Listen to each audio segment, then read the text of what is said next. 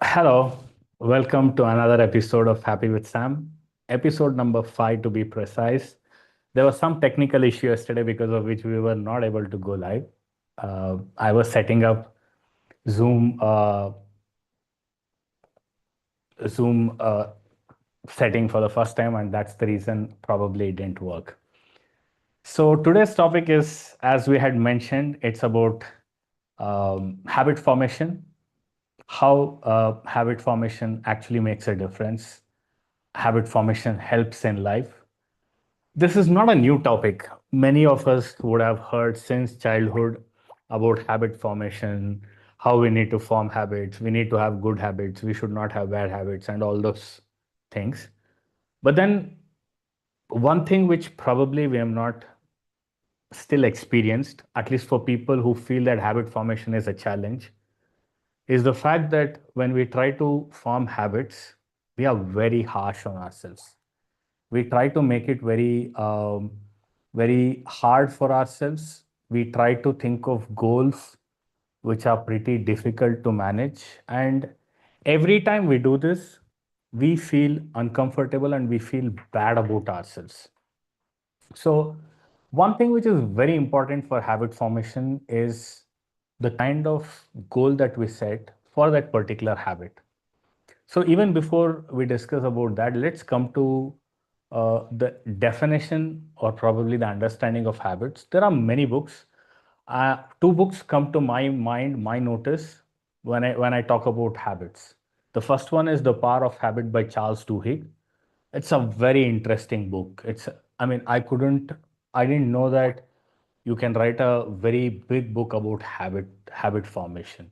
He talks about cue, routine, reward, and all those things, and how habits stay in our mind even if we lose the consciousness of the mind and all that stuff. There's a lot that he has explained, but we are not going to discuss much about those things.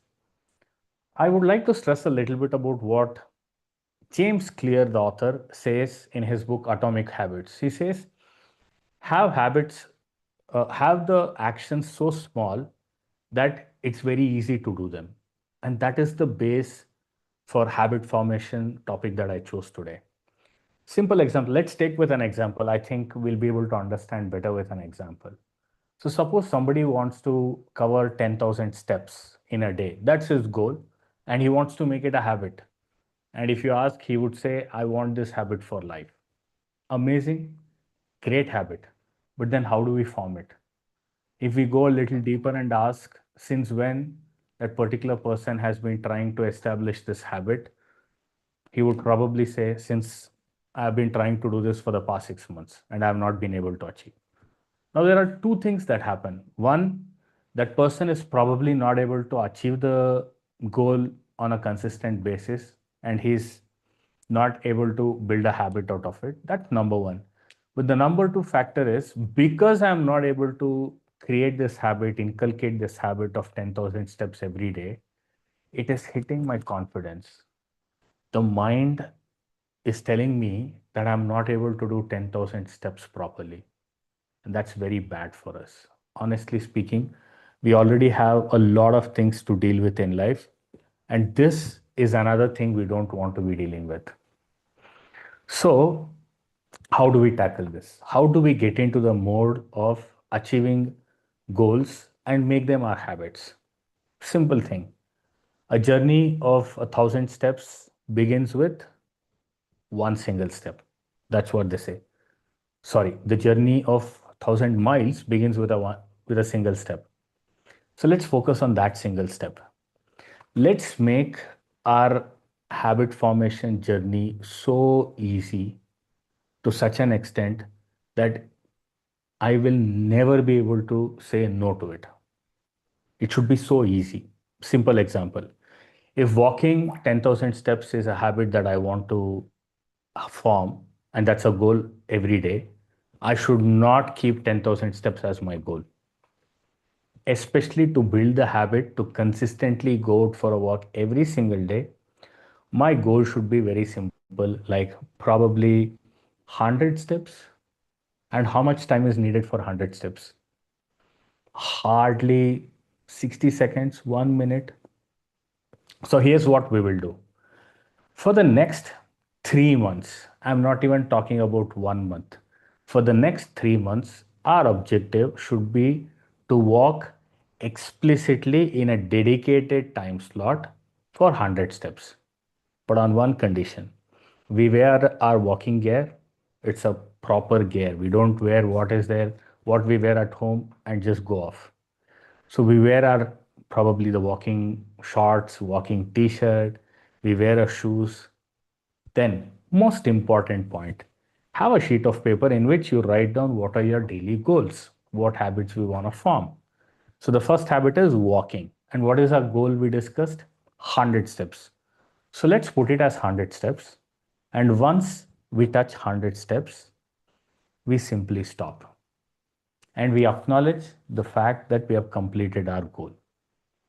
So here's what we do. We wear our walking shorts or track pant, track suit. We wear our walking t-shirt or anything else that you want to wear. We wear our walking shoes. And we have written in a book that walking 100 steps is the goal for today.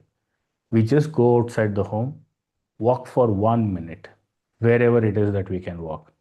And once we finish, we pause and acknowledge, I have achieved today's target. And then let us ask ourselves, do I want to continue doing it a little further?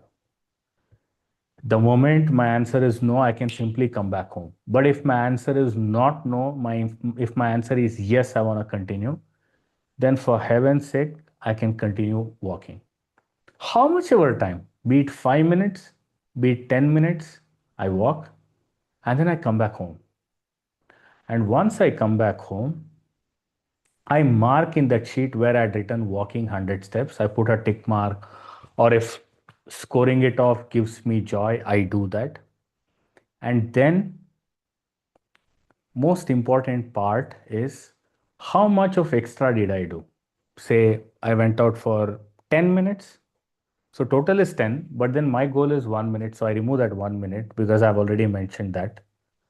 And I'll write it as plus 9 minutes bonus, which could be roughly around 1000 steps if I'm not wrong.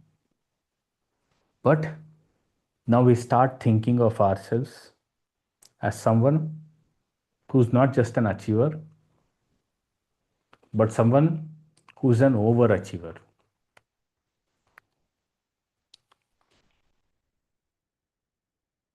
That's the key part. The overachiever part is the key part. Now, why is it important? Because we are priming our mind to think that we are achieving more. Imagine the first target 10,000 steps. No.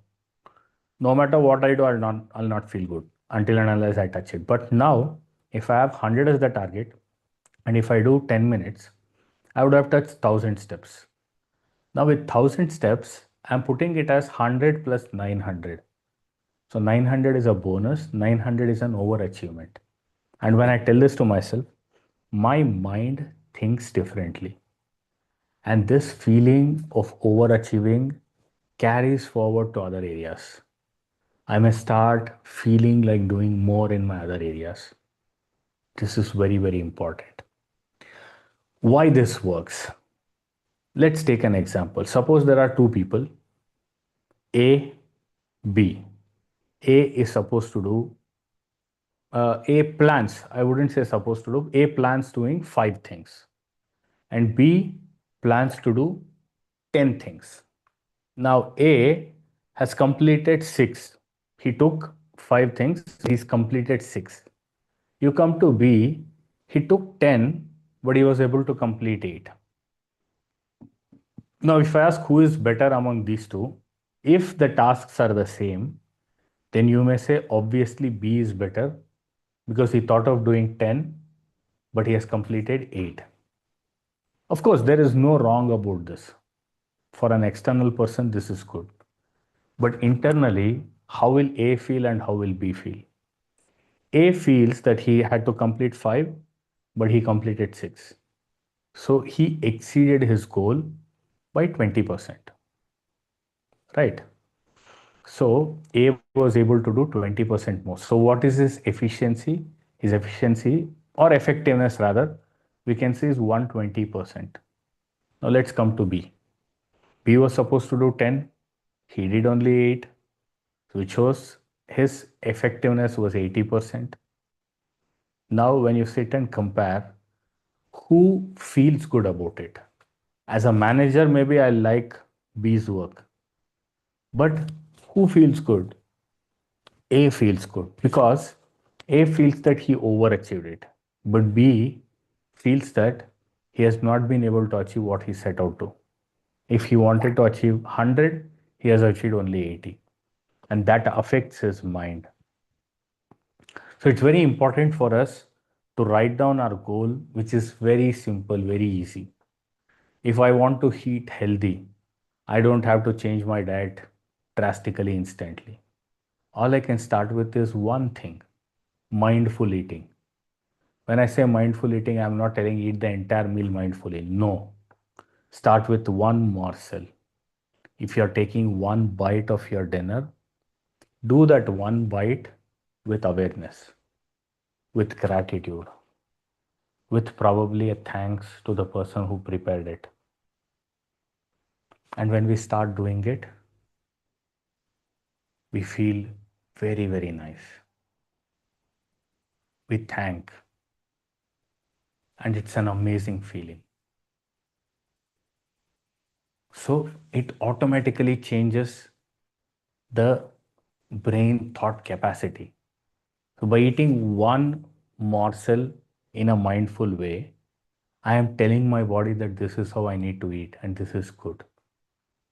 So the second morsel onwards, you can continue eating however you want. But the one morsel that you do, you have to do it sincerely, mindful eating. And this is not 1 or 2 days. Do it for the next 90 days. Don't change any goal. You'll start realizing that goal formation is very easy. Habit formation is very easy. Goal completion is very easy when we start small. Of course, when we continue doing it, we become skilled at it and we can up our game. But till that time, we need something dead easy. So instead of putting you through a crash diet course, one single change in the way you eat is enough. And there are so many things we can incorporate in our life to form habits this way. I will get that put in the link description. You can just check it out. There must be a material which will relate with this.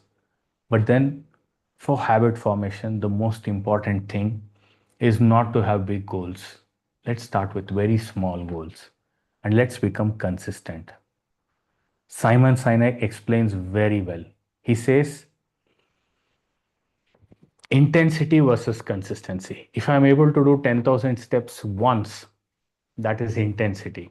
But if I'm able to do 100 for 100 days, that is consistency.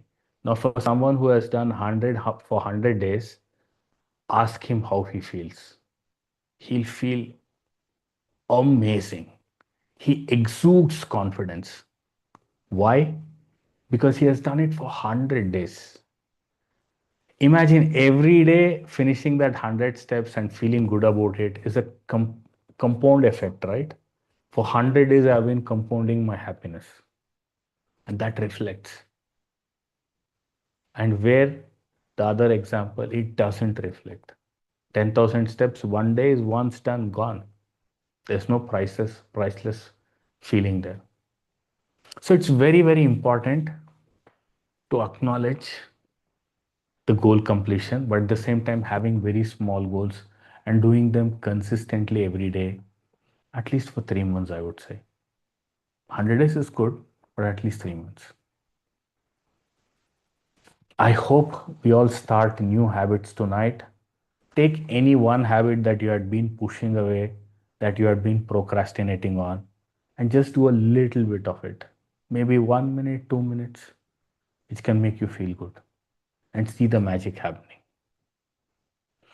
Thank you so much for staying till the end, listening to this. Have a fantastic time.